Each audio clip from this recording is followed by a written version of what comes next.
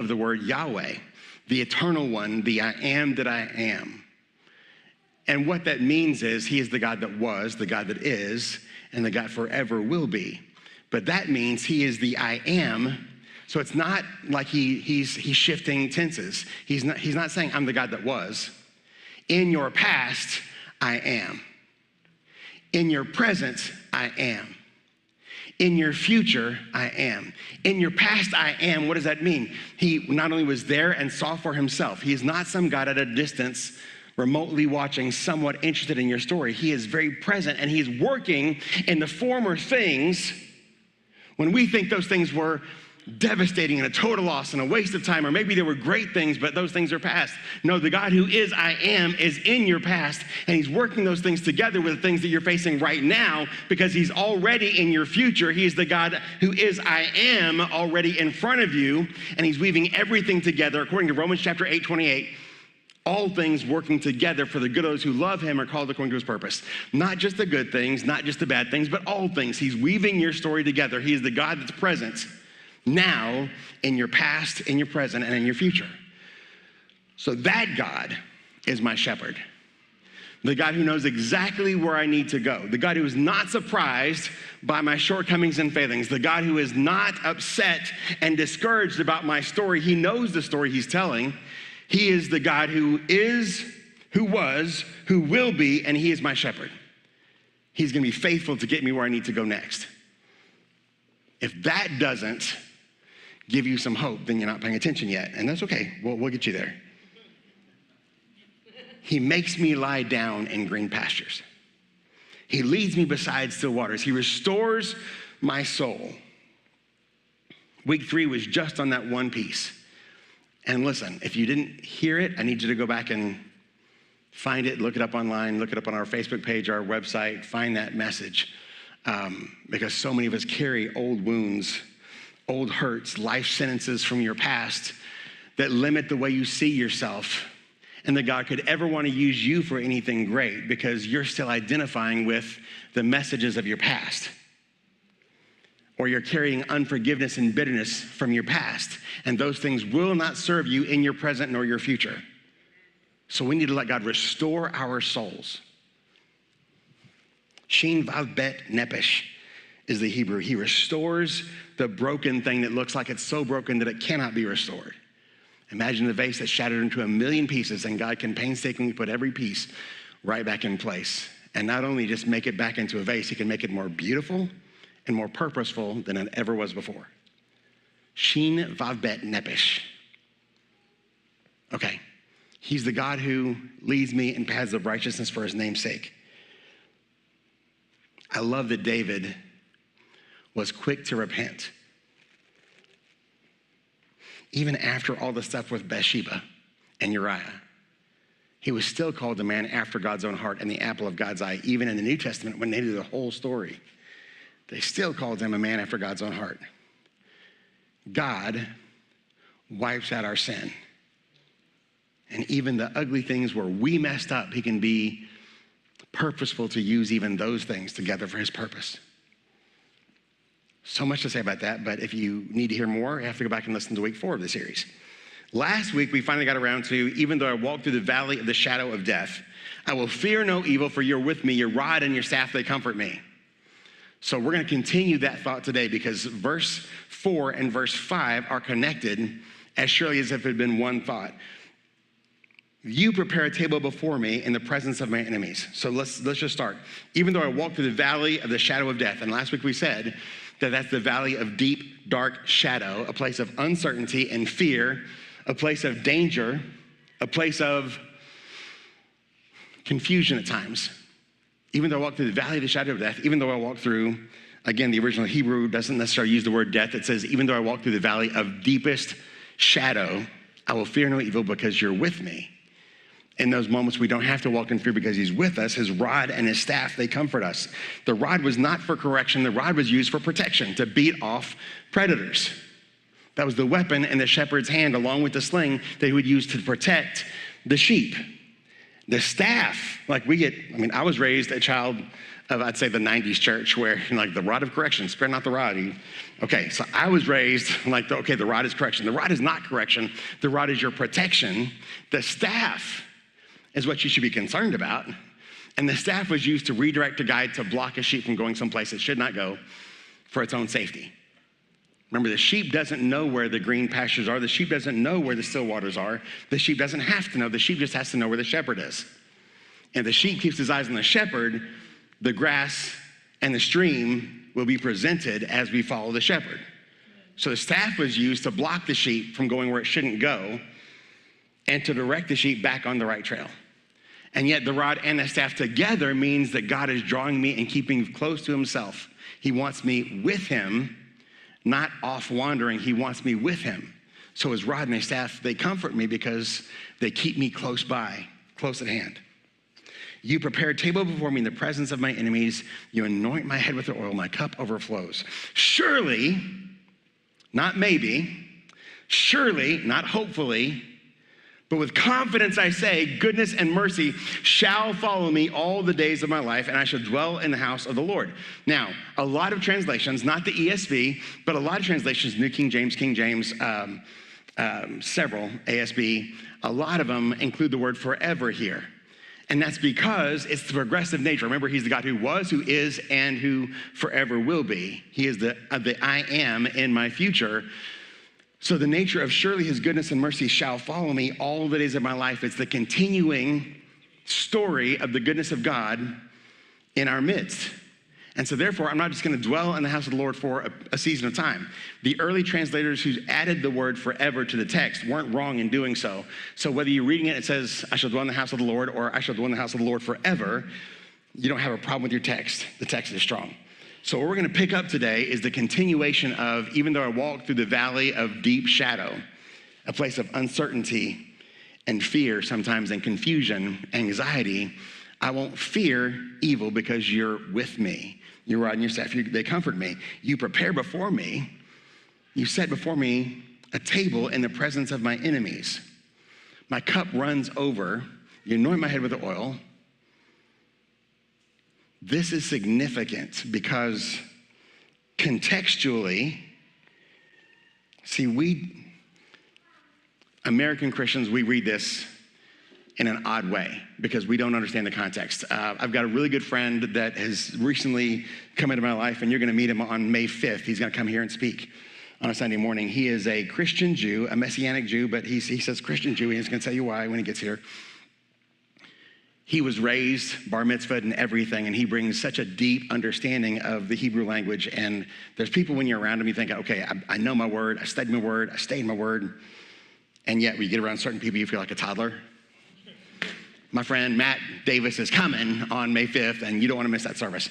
But as I'm talking to Matt, we were talking about this passage, and he said, yeah, that's just something that most American Christians don't fully grasp, because he prepares the table before me in the presence of my enemies. Doesn't mean that much to us. Okay, he's gonna take care of us. He's gonna make sure we're fed, and even though my enemies are around. This is so much deeper than that. Some significant thing happened, actually two things happened between verses 3 and 4 and verse 4 and 5. So two shifts are happening. Between verse 3 and verse 4, he goes from talking about God to talking to God. So in the first three verses, the Lord is my shepherd, I shall not want. He leads me beside the still waters. He leads me into the green pastures and makes me lie down. The first three verses, he's talking about God, and beginning in verse 4, he begins talking to God. Even though I walk through the valley of the shadow of death, I won't be afraid because you are with me, your rod. So now he's talking to God. That's one shift. A second shift is happening between verse 4 and verse 5. We've said, and correctly so, that Psalm 23 is in the context of telling a story about a sheep and a shepherd. Not the shepherd and many, many, many sheep. It's a sheep and his shepherd. This is intimate. It's very personal. So shifting from the language of, let me tell you about God, to let me talk to God, it makes the point that this is a very personal statement about the relationship between us and our shepherd. It gets better because he adds, we don't necessarily stop the sheep and shepherd analogy, but we add another layer when he moves also now into the language of a host and an honored guest. And by the way, isn't it crazy that we would be an honored guest at his table? So when we hear, he prepares a table before me in the presence of my enemies, with our American modern context, what Matt Davis says is when he goes to Israel 6, 7, 8 times a year, he has friends that are Bedouin shepherds still. And they might not live in tents, some of them still do, but the ones that now live in homes, the culture remains the same. And when you are hosted at their table, it is a very, very, very big deal. When a host brings you in and sits you at his table, in that culture, it's a great honor for you to be there. And it's his goal to take care of you. So a host doesn't just put out some leftovers. A host prepares his best food, his best meal, and puts it in front of you. So in talking about Yahweh, the God who was, who is, who forever will be, the God who is, I am, in every tense, he's my shepherd. Now he's also my host, and he's putting his best before me. Now, the other thing that's significant is when you are a guest in someone's home, the stature or status of your host made it a greater and greater and greater honor for you to be a guest at his table. But as a host, all right, in our modern American culture, if you're going to be a guest at, let's say, the president or the governor's house, if you're being invited to somebody who's well-respected and well-known in the community, it would serve us well before we walk in to prepare our hearts. And listen, it's just good manners to bring some flowers or a bottle of wine or something, because after all, as a guest, you've got a part to play in this encounter. But in this culture, everything, all the weight of the encounter was on the host. And a host would become known in the community for how well he provided and cared for his guest. So when we talk about being an honored guest at the table of our host, of course, it's a whole nother level when we're talking about the God of the universe is preparing a table before us. So it's the best possible food. But it doesn't stop there, because it's not just about the food. He also anoints our head with oil. Now, if you're part of modern American church culture, when we pray and we pray over someone, we were praying for the sick or the hurting, when we're praying to move somebody to a place of leadership within the church, we sometimes anoint them. And what we mean is we touch our thumb to some olive oil or some kind of oil that comes in a little vial, and we touch just a little bit on their forehead. It's not what we're talking about. It's also not talking about gallons being dumped over your head, but it was not a small amount. Just think about enough that you could really get it on your hands. But he anoints our head with oil. What does that represent? Remember, this is a time and a place where sunblock was not yet a thing. So when you're walking on dusty desert roads in the bright sunlight, we were in Israel this time last year, there were times when you would be, let's just say, sunbaked, and you might even have some sunburn on your scalp. And when he anoints your head with oil, that would be a soothing thing that speaks of healing and refreshing. Healing, yes, because it can take the burned places, the dry and damaged places, the cracked places, and provide some relief and some comfort, and yes, healing. But it's also a thing of refreshing, because, listen, if you are dried out from being in the sun all day, and they take some oil and it'd be enough that it would get on you, and you could even just move it around your face, and suddenly you become revitalized. You look better. And it's the host's job to help you look better and to refresh you and revive you. Like, imagine for a second, somebody invites you to their house and you show up tired because you've been out working in the yard all day, and you show up exhausted. Now, again, in our culture, it's my job I better get some coffee or some caffeine or something and make sure I walk in there with something to offer in conversation. But in this culture, it was his job to refresh you and to revitalize you. That's amazing. So the provision of God is represented by the food. The refreshing and the healing is represented by the oil. This is so beautiful. He prepares a table for me in the presence of my enemies. He anoints my head with the oil, and my cup overflows. What does the cup represent? Still today, if you go to a Shabbat dinner, one of the prayers they'll pray as they're pouring wine into the cup is they'll pray, "Blessed are you, O Lord God of the universe, who gives us the fruit of the vine." It speaks of joy and hope. So the host's job is not just to make sure you have a little something to eat. A host's job is to give you the best of what he has to offer food-wise. It's also to anoint, to heal, to refresh you as he anoints your head with oil. It's also that he's going to offer you peace and joy and hope as he provides you a cup that overflows. It's not really pouring out on the table. It's just that he keeps it full. You can walk in the fullness of joy today because your God is your host. So it's about the food, yes. It's about the anointing oil, yes. The refreshing, the healing. It's about the cup of joy, yes. But it's still more than that, because in that day, and still today, if you are an invited guest, in that culture today, when they invite you into their home and set you up at the table to eat, they're not just gonna feed you and take care of your refreshing and healing. They're not just gonna give you some joy and to be excited you're there and you're excited to be there, but rather they're also taking upon themselves the responsibility for your protection and your defense. As a matter of fact, they are committed to protect you even at the cost of their own life. They're gonna protect you before they protect themselves.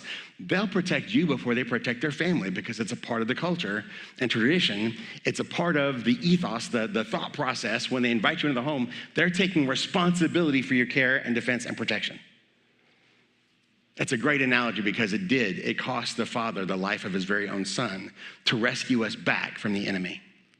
It's a great analogy. If that weren't enough, there's a line that it happens in the presence of our enemies. What does it mean that it happens in the presence of our enemies? There's two things that it could possibly mean, and one thing for sure I know it means. If you look at 1 Samuel chapter 16, verse 13, when David is anointed to be king in front of his brothers by Samuel. It's such a powerful story because in the context of other Psalms that he wrote, talking about his family, he says, they gave me bitter gall and bile in my food and drink. We've talked before, if you were not here for week one, then I'm sorry, I don't have time to cover it, but let me just tell you, it was significant that the smallest and youngest was sent to the most dangerous place to be with the sheep in the hillside. Why is that significant? Why was it a dangerous place? Because sheep attract lions and bears and wolves, predators. Sheep attract predators.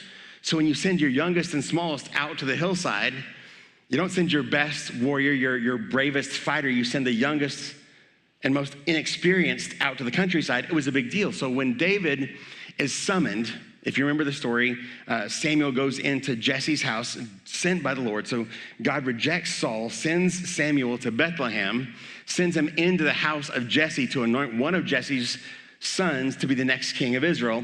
And of course, then Eliab comes forward and Samuel's looking at Eliab and he's looking, listen, he's tall, he's good looking, he's strong, he's a brave warrior. Good choice, God. And God says, not that one. I know something about his heart you don't know. You're looking at the outward appearance. I'm looking at his heart.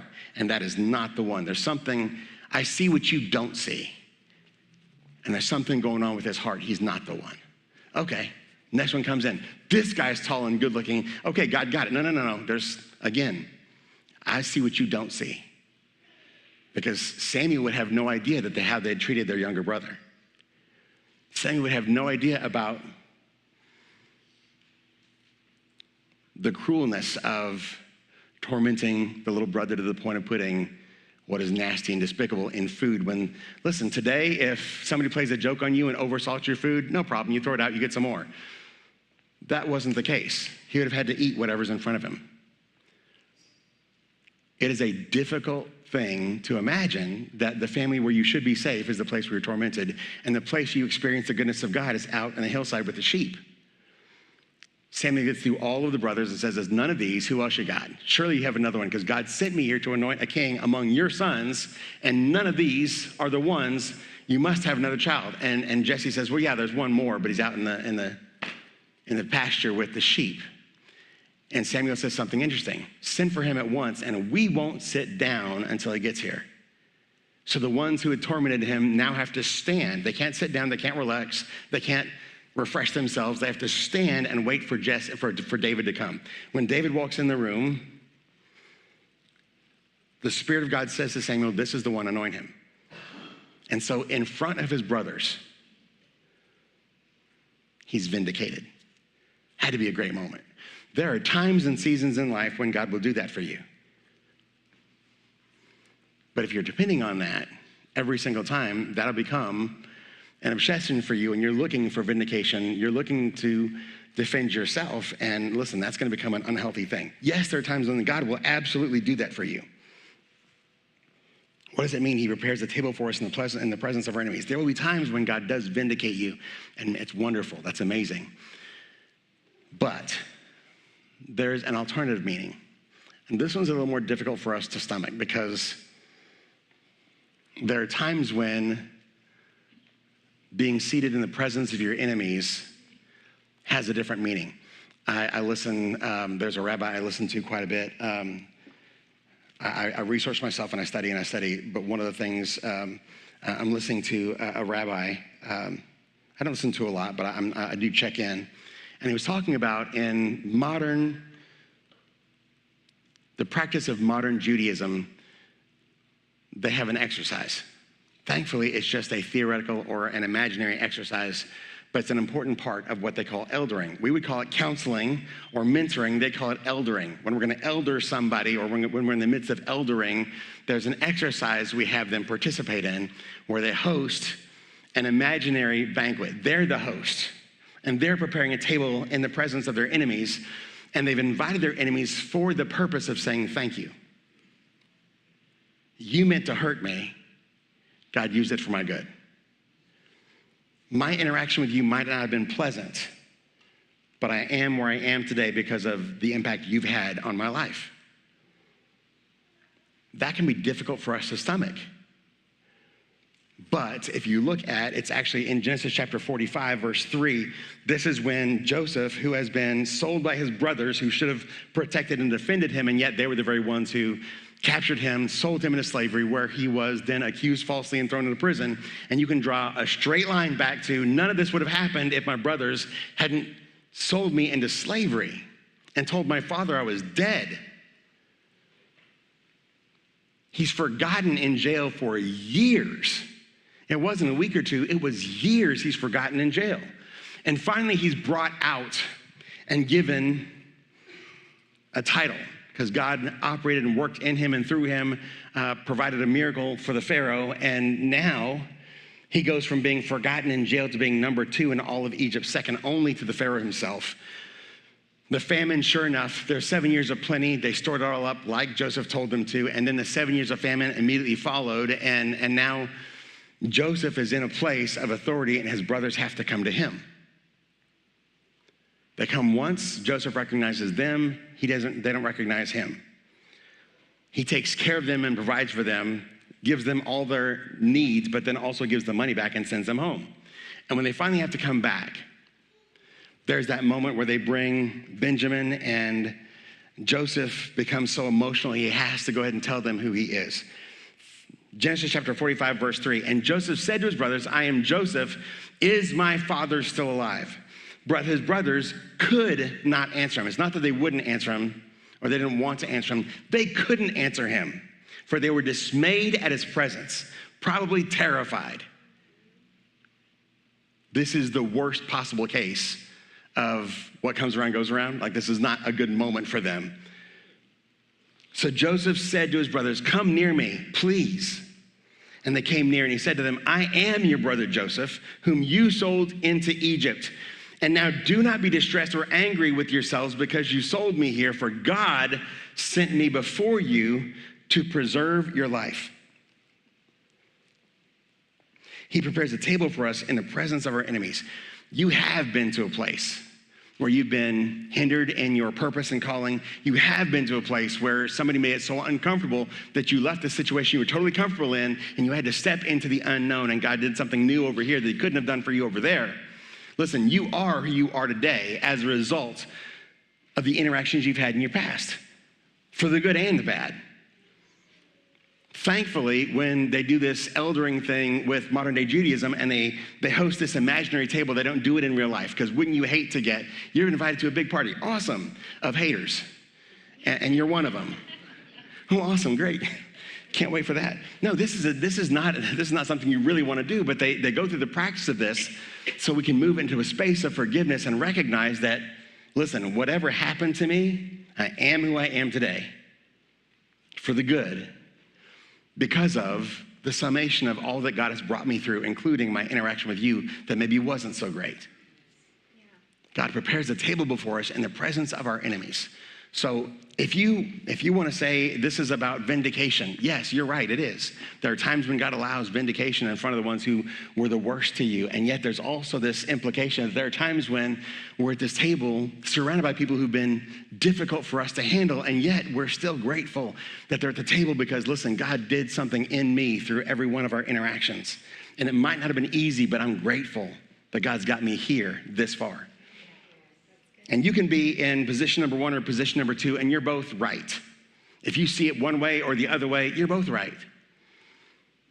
It could possibly mean both those things. It almost certainly means the second one. You've been in a place where somebody's been difficult for you, but you are who you are today because you learned and grew through that experience. If not, this is our opportunity to come back and say, okay, God, help me overcome whatever was left behind. If you've missed week 3 of our series, He restores our soul. And that second one sounds difficult or unpleasant for you. Go back and listen to week 3 of the series if you missed it, or if you need to go back and listen to it again. It's so significant that He restores what has been broken, seemingly beyond all recognition. He restores it, and not just makes it as good as new, but far better than new, because now it's got a brand new holy purpose. Here's the thing. Sometimes our enemies actually set us up for the purpose of God in our life. And we can be grateful for that. So for every one of us, the second one is true. Maybe you had to experience vindication, but for every one of us, the second one is true. If we'd be wise enough to say, okay, God, help me to see it the way you see it, not the way I just necessarily feel it. So one of those things is probably true for sure. The other one might be true for you, and whichever way you see it, you're fine. But the other thing that it for sure means, that He seats a table before us in the presence of our enemies, is found in the enemies part.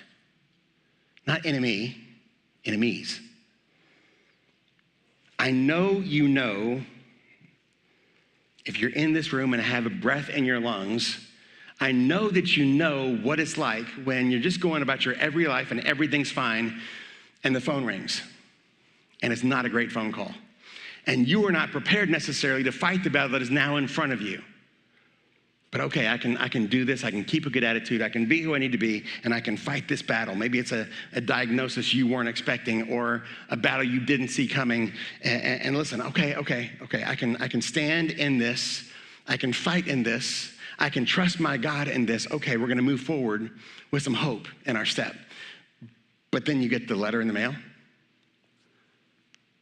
The insurance company denied your claim, and now the doctor's office is coming after you for a large debt, and there's debt collectors involved, and now it's difficult. Okay, I've got a whole nother battle to fight. I don't have one enemy, I have 2 enemies. And you get another phone call, and now there's been a misunderstanding between you and a loved one, and now the place you would go at every night for a place of refuge, your home, is no longer a place of peace. It's a place of bitterness and battle and difficulty and strife. We can fight a battle. We can probably even fight 2 battles. 3 battles is tough. For some of us, 3 battles would be a joy. Like, let me get rid of the extra battles you're not even mentioning. But when we get to a point like we're at our capacity, and then something small, like I don't know about you, because you're probably way more mature than me and wiser than me. But I have been in seasons of my life where I did not realize I was under as much stress as I was, and something small happens and I've lost it. Like, I am so mad and upset about something, and I can even think in my mind, this is not a big deal. Why am I reacting like this? Doesn't stop me from reacting this way, but I'm still so torn up over something seemingly small. It's because I'm not fighting one battle, I'm fighting many battles. He prepares a table before us in the presence of our enemies. Enemies in the plural has an implication that, listen, all of us fight battles on multiple fronts. I do not have, I promise, spies in the small groups or Bible studies that are reporting back to me on what somebody and so said. But this past week, I had a conversation with somebody who was in one of the Bible studies, and they were talking about, and this is nobody in specific, I don't know a single name, But they were talking about in this Bible study, like, man, I get so frustrated reading the book of Exodus and Deuteronomy, and you get into Joshua, and like, how would they not know?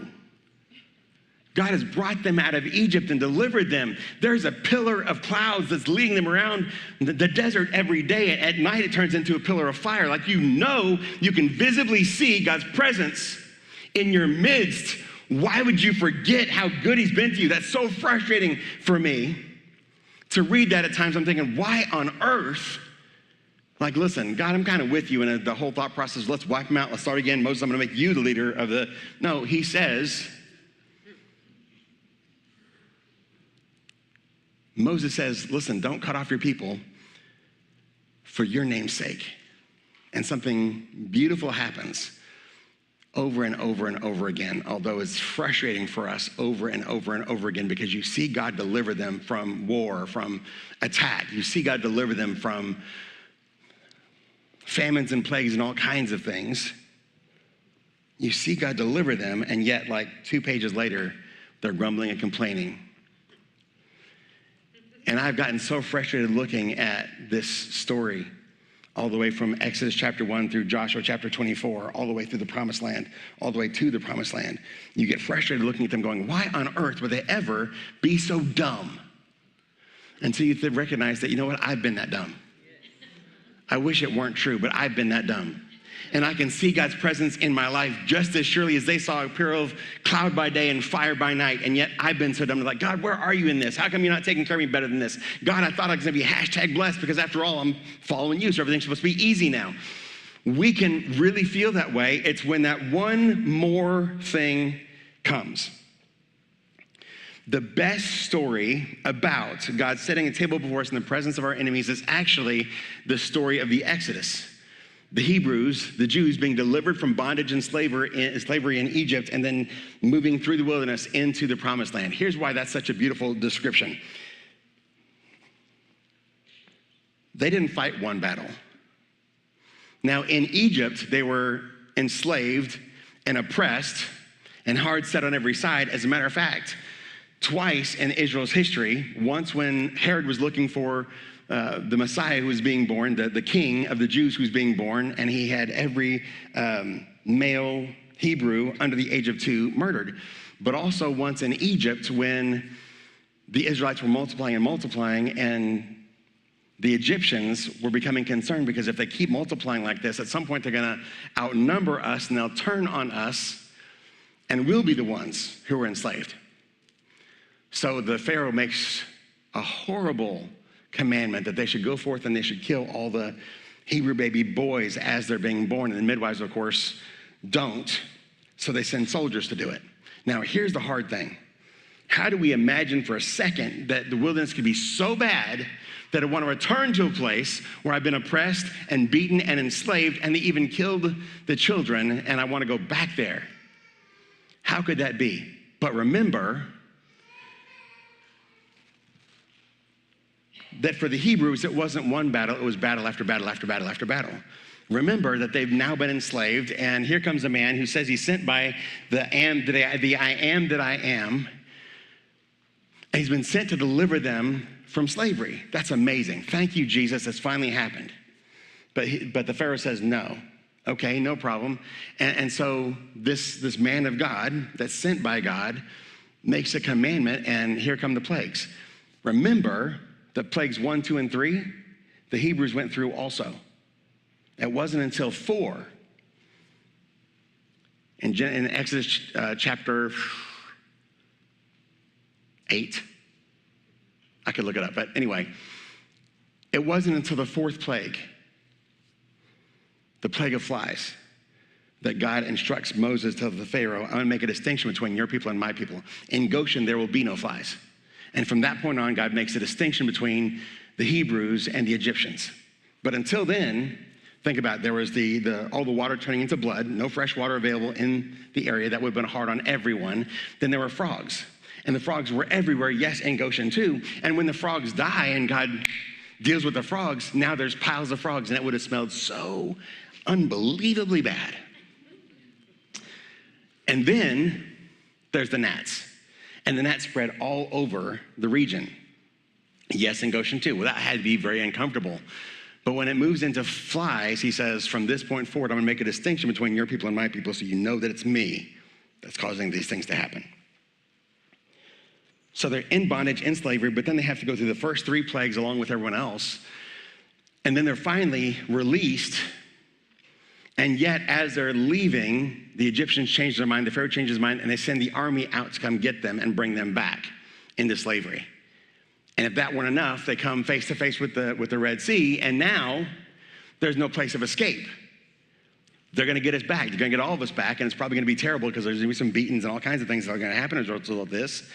So it's stress after stress after stress. Then God opens up the Red Sea. He brings them through, and he deals with the Egyptian army once and for all. You're never going to face this army again for the rest of your days. Like this one threat is over for good. Oh, that's amazing. But we miss the fact that it's battle after battle after battle after battle. And they finally come to a place where, like, I'm not sure where we're going to get food and drink. Whoa, wait a minute, that's too much. Too much. Like the Egyptian army being devastated and wiped out in a second time. Okay, listen, that's all good, but I don't know where the next food or drink is coming from. Did you bring us out here to die? It'd be better for us to go back to Egypt than to deal with this. It wasn't one thing, it was thing after thing after thing after thing. So all of us can come to a place where we're fighting battles on multiple sides, and our natural response is one of 2 things. Actually, our natural response is one thing. We want to withdraw. I'll say 2 things. Or attack back. I'm going to, listen, I'll go blow for blow. I'll get just as nasty with you as you got with me. Or I want to withdraw, go put my head in the sand. You know what? I'm done. Enough of all this. I'm checking out. I'm done. We all have that within us to say, I want to just check out and be done. But when we bury our head in the sand, here's the thing, the battle doesn't stop. And we're going to have to deal with the consequences of the battle going on around us, even if we choose to disengage. If we're wise, we remember that we've been invited to the table that's set before us in the presence of our enemies, battles on many sides. And our host has taken the responsibility of our defense and protection upon himself. He will fight my battles if I'll come to the table. But I can go hide in the corner and bury my head in the sand, or I can go try to take on some of these battles on my own, and the outcome's not going to be good. I need to sit at the table and let my host do what he's promised to do, which is protect and defend me. We can be just like the Jews, just like the Hebrews, and all the stories. God can do miracles on our behalf, and yet 2 pages later, something we don't expect comes along, and we're still dealing with the stress and anxiety left over from the last battle, and we lose it over something small. It's the greatest illustration of this, a table before us in the presence of our enemies, because when you look at the whole story, it's so beautiful. When we turn to our host, we've used now this passage from Matthew chapter 11 in 4 of our 6 weeks in this series, and it's because it wasn't a one-time offer by our Savior, by our King. It's an ongoing demonstration of his nature and his love and his care for us. Jesus in Matthew 11:28 says, "Come to me, all you who labor and are heavy laden." If you're fighting battles on multiple sides, you're exhausted and you're heavy laden. There's things, burdens on you that you're carrying. "Come to me, all who labor and are heavy laden, and I'll give you rest. Take my yoke upon you and learn from me, for I am gentle and lowly in heart." You're not coming to the table to be smacked around and corrected. You're coming to a God who loves you so much, he's going to care for you in this moment and bring you through. He says, "Take my yoke upon you, for my yoke is easy and my burden is light." Because he takes our burdens on himself and he gets under the yoke with us, and he will bring us through to the other side. And we explained all that back in week 3 of the series. Again, if you missed it, you have to go back and catch up. But let me just say that the demonstration of God's love for us, his very nature towards us in the Exodus story is incredible, and it's because of this. In our modern Bibles, the word desert or wilderness, it's almost always desert unless you switch different translations. The word desert is always translated as desert, but in the original Hebrew, there's actually 3 words that are used and translated as desert. The first one is midbar. Now, midbar is interesting because while it is in the desert and it's in the wilderness, it is survivable. There were sheep and flocks, and even agriculture you could plant, you could survive in the Midbar. You could even thrive in the Midbar.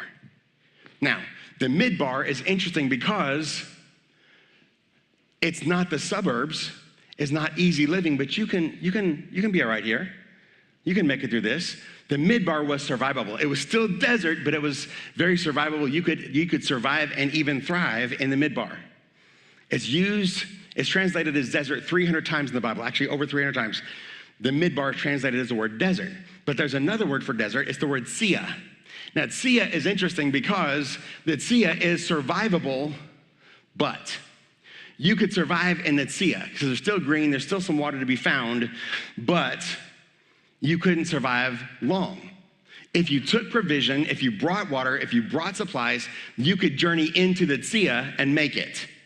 But you better be careful because the Sia required you to know where to go next to resupply, to find a place of rest and shelter.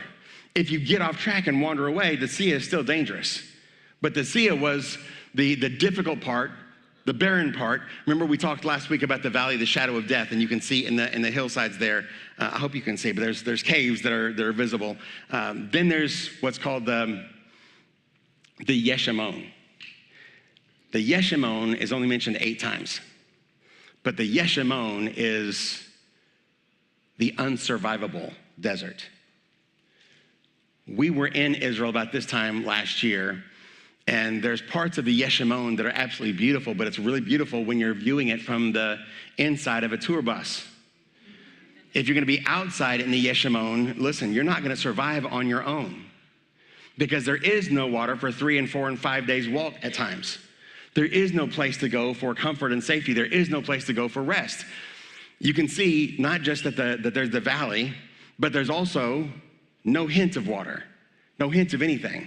As we got close to the Dead Sea, as we left Capernaum in Galilee, where it's lush and beautiful and green, and we went further in, and we were making our way towards Jerusalem. We went to Jericho, and then we went on our way to the Dead Sea, and finally to get to Jerusalem, we were in the Yeshimon, the unsurvivable place. Now, what's interesting is in Psalm 68, verse 7 through 10, we have a description of their journey. It says, "Oh God, when you went out before your people, when you marched out through the wilderness, Selah." Now, what's interesting is that word wilderness is the word Yeshimon. In the original language, it's the Yeshimon, the unsurvivable desert. Verse 8, "The earthquake, the heavens poured down rain before God, the one of Sinai, before God, the God of Israel, and rain in abundance, O God, you shed abroad. You restored your inheritance, or your people, as it languished. Your flock found a dwelling in it. In your goodness, O God, you provided for the needy." That doesn't sound like Yeshimon. That sounds like Midbar. It sounds like a survivable place because after all, God is with them. They were in the Yeshimon. We know that because we know that they went through the desert of Zin, or the wilderness of Zin, and we know they were in the presence of Mount Sinai, and those are dry Yeshimon regions, unsurvivable, but they're being described in the rest of Exodus, Deuteronomy, and Joshua as the Midbar, a place where you could actually thrive. It's significant because it wasn't Yeshimon anymore, only because God was with them. The difficult, most painful, dry seasons of your life, when it seems unsurvivable, can become Midbar, or places of even refreshing in your story. It's the region of Zin and Sinai, so we know it's Yeshimon, and yet it's referred to as Midbar over and over again because God was with them. For the rebellious, the wilderness feels like a dry, parched, hopeless place, unsurvivable. But for those whose hearts are devoted to God, it's not even just Midbar, a place where you can survive. It becomes a place of refreshing. The wilderness can become a place of refreshing. King David wrote Psalm 57 in the wilderness, or the Yeshimon. We were there. We know exactly where he wrote Psalm 57. It's recorded. What's interesting about Psalm 57 is this is when he's running from King Saul and King Saul's armies who are hunting him down to kill him, and he's in the dark places. the valleys of the shadow of death. Now, you saw in the pictures, like we've seen, the valley of the shadow of death is not just about, we think of Death Valley being wide and broad, but this is even worse than that. It's ravines where you can't escape up the rock wall. It's too severe. And by the way, there's caves that are hiding robbers and gangs and thugs who are ready to set upon weary travelers. It's a place where predators live in the caves in the Yeshimon. So he's talking about the valley of the shadow of death, and when the sun goes down, it gets dark very, very quickly. This is a dangerous place. And this is what he's talking about when he says he's going through the valley of the shadow of death, or the valley of deepest shadow. We were there and we saw mile after mile of barrenness, unsurvivable. Then we came to a place called En-Gedi. En-Gedi is beautiful, but it's not vast. It's a small area. If you're being chased by an army, the chances of you stumbling upon En-Gedi are slim and none, unless you're being led by the Spirit of God. Listen to what he wrote. He said in Psalm 57, we're going to pick up in verse 4. He says, my soul is in the midst of lions. I lie down amid fiery beasts, the children of man, whose teeth are spears and arrows, whose tongues are sharp swords. In other words, people who are violent and are out to get me, to destroy me. Be exalted, O God, above the heavens. Let your glory be over all the earth. They set a net for my steps. My soul was bowed down. They dug a pit in my way, but they have fallen into the pit themselves. Selah. When you see the word Selah, it's pause. Reflect on what was just said. Awake, my glory. Oh, I'm sorry, I missed verse 7. My heart is steadfast. Steadfast here is my heart is devoted to you. My heart is devoted to you. For the rebellious, the Yeshimon is unsurvivable, parched, and hopeless. For those whose hearts are devoted to God, it's a place of refreshing. Why? My heart is steadfast. My heart is devoted to you, O God. My heart is devoted. I will sing and make melody. Awake, my glory. Awake, my harp and lyre. I will awake the dawn. I'll praise so loud that I make the sun come up. I'll praise all night long until the sun comes up. Awake, my glory. Awake, my harp and lyre. I will awake the dawn. I will give thanks to you, O Lord, among the peoples. I will sing praises to you among the nations. I don't care who's listening. I don't care who hears me. I'm going to praise my God. For your steadfast love is great to the heavens, your faithfulness to the clouds. Be exalted, O God, above the heavens. Let your glory be over all the earth. He begins this psalm in the first 4 verses crying out, like, have mercy on me, God. They're out to kill me and pursue me and drive me into the dust. All the psalms of lament that David wrote have a pattern. He begins with crying out to God. God, where are you in the middle of this? I'm facing battles on every side. When are you going to come to my defense? You know what that feels like because you've been in those seasons where, God, where are you at? But in every one of the Psalms, he turns a corner. At some point, he says, it's not fair. It's not right. I'm being persecuted, pushed, crushed on every side. But I know who my God is. Because of who my God is, I know what my future holds. My God is good and he is for me, so I will see the goodness of God in the land of the living. I've lost loved ones. I've been in fights. I've been fired from jobs unjustly. I've had things go wrong. I've had, whatever your story is. You may be pressed on many sides. That seems like you're fighting battles on every side, but he sits a table before you in the presence of your enemies. And he's taken on the obligation of your protection and your defense. When you move into a place like David, remember why we're studying the heart of David in this series. It's because David was blessed by God and called a man after God's own heart, even with all the stuff that happened with Bathsheba and Uriah. Even after all that, he's still called a man who's after God's own heart.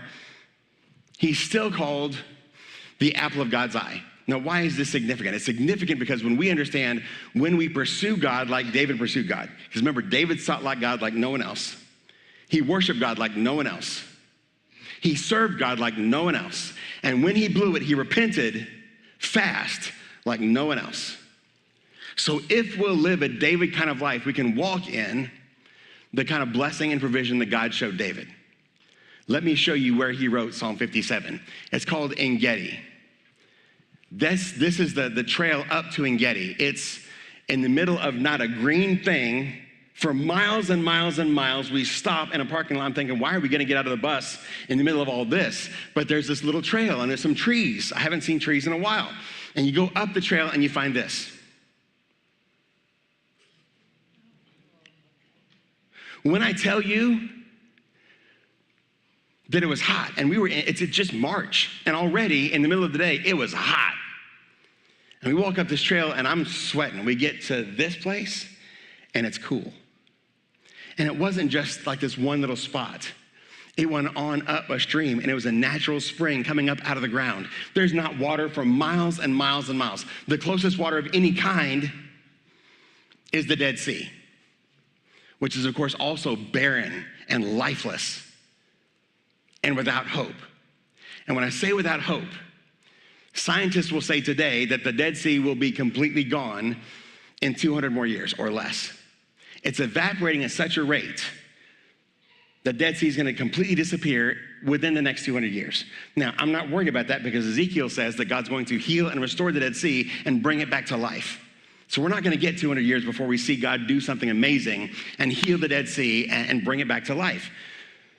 But consider for a second, no water anywhere. David is on the run from King Saul and all his armies, and the Spirit of God leads him to this place. And it wasn't just a couple of trees, and it wasn't just a single waterfall. In this place, there's like 50 different species of birds, and there's actually a kind of leopard that lives in this place.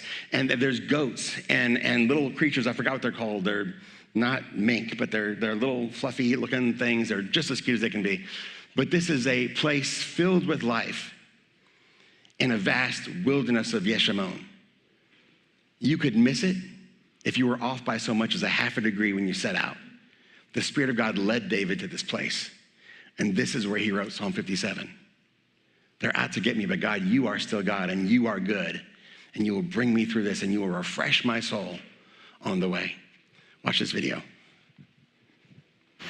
Hey, Grace Room Family Church, we are here at En Gedi, and this is actually called the Spring of David. Now, what I want you to notice is that we're in the middle of the desert, and if you look around us, there's beautiful trees, and it's absolutely gorgeous in this place. This is a spring of life in the middle of the desert.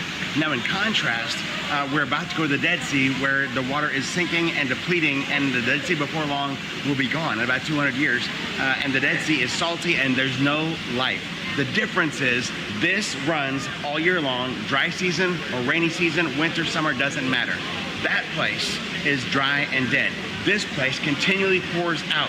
That place only receives. You and I are called to be life-giving springs, bringing our best and bringing God's word to anyone and everyone we meet and delivering the goodness of God, hands extended to meet needs and to love people in the name of Jesus. Let's go. If I could just describe to you what it's like to be in this barren, ugly place. I'll say ugly. It was beautiful, but it was in the harshest possible way. And it'd be so hot, and you walk up this trail, and you're still hot, but then you get to the spring, and it's the temperature of this room we're in right now, and the waters are cool, and we stood under one of the waterfalls, and it was actually the pool of David where he wrote Psalm 57. When the Hebrews were coming out of bondage in Israel, they went to the Yeshimon, and yet because their God was with them, it was Midbar. They could even thrive in this environment. And David went one step further because he was in God's very presence. He went to a place of oasis and refreshing in the middle of the worst possible Yeshimon, or unsurvivable desert. What does that mean for you and me? For surely goodness and mercy shall follow me all the days of my life, and I shall live in the house of the Lord. If we will press into God's presence, if we will take our seat at the table that he's preparing before us in the presence of my enemies, battles on every side, he will not only be with me and sustain me, the Yeshimon becomes Midbar, but if we'll press into his presence, we'll move into the En Gedi, the refreshing oasis in the midst of battles, and he will fight my battles for me. But I have to press into his presence. Our God,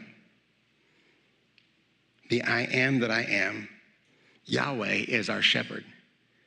Not just my shepherd, he's your shepherd. He cares so much for you.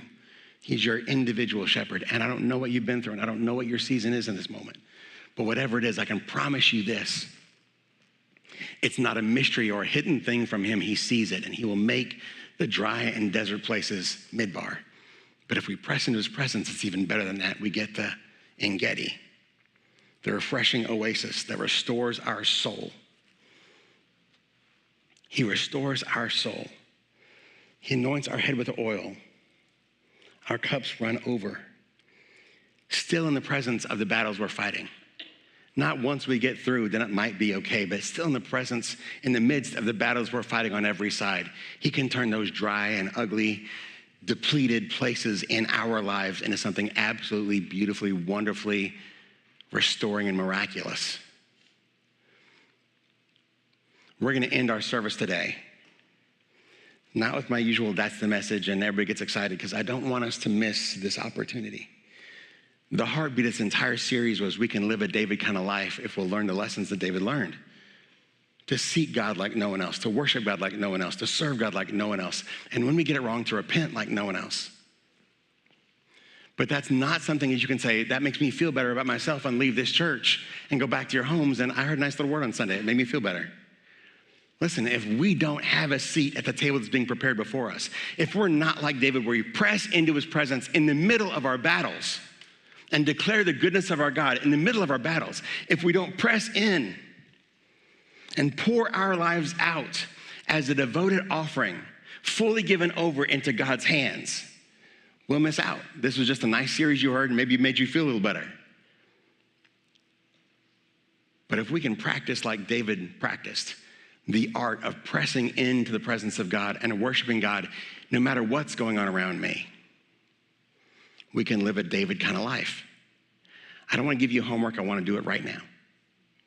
I want to open up the altar. I want the worship team is going to come up, and they're going to sing, and we're going to go back into some worship time.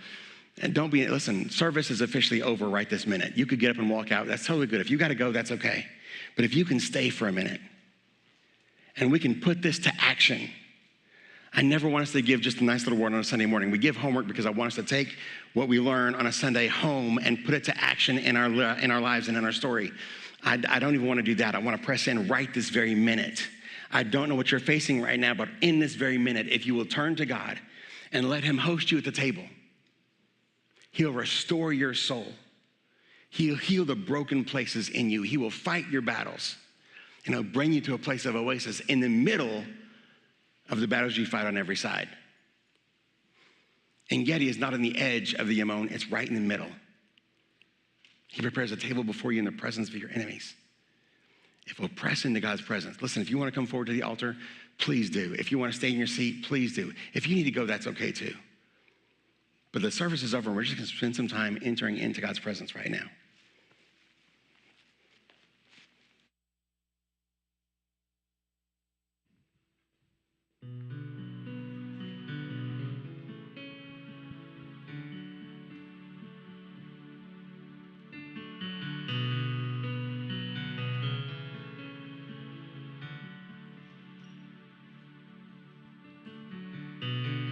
I am broken at your feet,